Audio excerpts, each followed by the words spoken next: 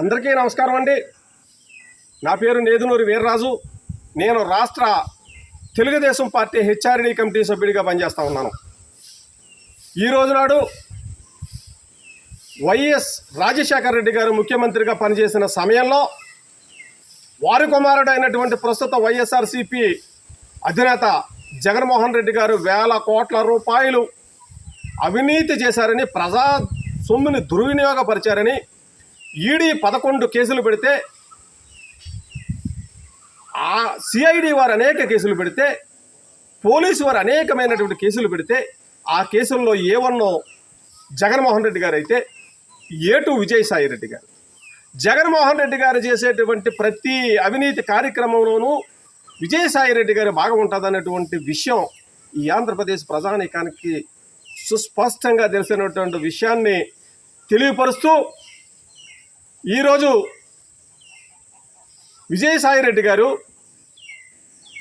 మీరు ఈ రాష్ట్రంలో కేంద్ర ప్రభుత్వంతో మీకు ఇంకా సన్నిహిత సంబంధాలు, సత్సంబంధాలు కొనసాగుతూ ఉన్నాయని ఈ రాష్ట్ర ప్రజానీకానికి తెలియపరిచేదానికి కేంద్ర హోంశాఖ మంత్రి వర్యులు గౌరవ అమిత్ షా గారితో మీరు దిగినటువంటి ఫోటోలు మీ బ్లూ మీడియాలో పెట్టి వైరల్ చేస్తూ, ఈ రాష్ట్రంలో అమిత్ షా గారితో వైఎస్ఆర్సీపీకి సన్నిహిత సత్సంబంధాలు ఉన్నాయనేటువంటి విషయాన్ని ప్రచారం చేసేదానికి మీరు తాపత్రయపడుతున్నటువంటి విషయం చూస్తూ ఉంటే జాలేస్తూ ఉంది మీ పట్ల.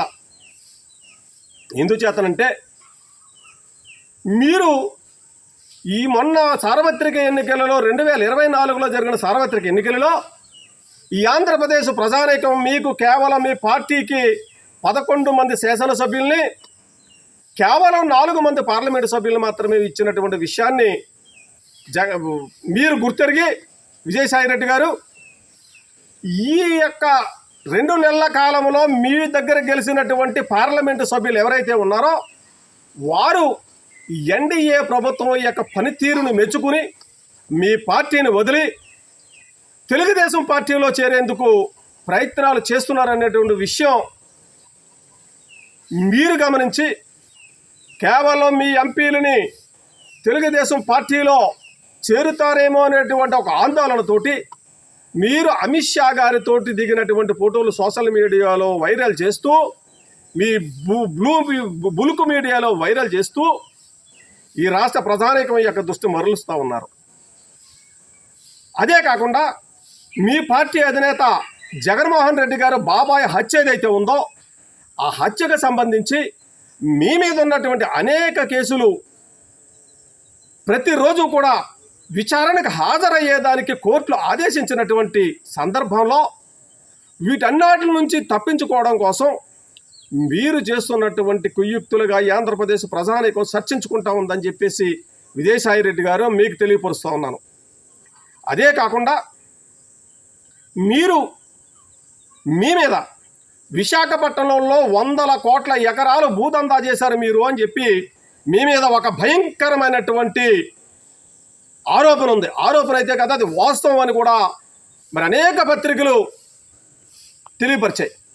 దాన్ని కూడా ప్రజల దృష్టి నుంచి మీరు మరల్చడానికి, మరీ ముఖ్యంగా ఒక గిరిజన మహిళకి సంబంధించి ఒక దేవస్థానంలో అసిస్టెంట్ కమిషనర్గా పనిచేస్తున్నటువంటి ఒక గిరిజన ఉద్యోగినికి సంబంధించి మీ మీద ఒక భయంకరమైన ఆరోపణ ఉంది. స్వయాన ఆవిడ భర్తే ప్రింట్ మరియు ఎలక్ట్రానిక్ మీడియాల సమావేశం ఏర్పాటు చేసి, నా భార్యకి కలిగినటువంటి అక్రమ సంతానానికి కారణం విజయసాయి రెడ్డి గారు అని చెప్పి బహిరంగంగా చెప్పినటువంటి, బహిరంగపరిచినటువంటి విషయాన్ని కూడా మీరు ప్రజల దృష్టిని మరల్చడానికి మీరు చేస్తున్నటువంటి డైవర్షన్ పాలిటిక్సే అమిత్ షా గారితో మీరు దిగినటువంటి ఫోటోలు వైరల్ చేస్తున్నారనేటువంటి విషయాన్ని నేను మిమ్మల్ని సూటుగా అడుగుతా ఉన్నాను. కాదా విజయసాయి రెడ్డి గారని మిమ్మల్ని అడుగుతూ ఉన్నాను. ఇక ఈ రాష్ట్రంలో ఆంధ్రప్రదేశ్ ప్రజానీకం చాలా తెలివైనటువంటి వారు.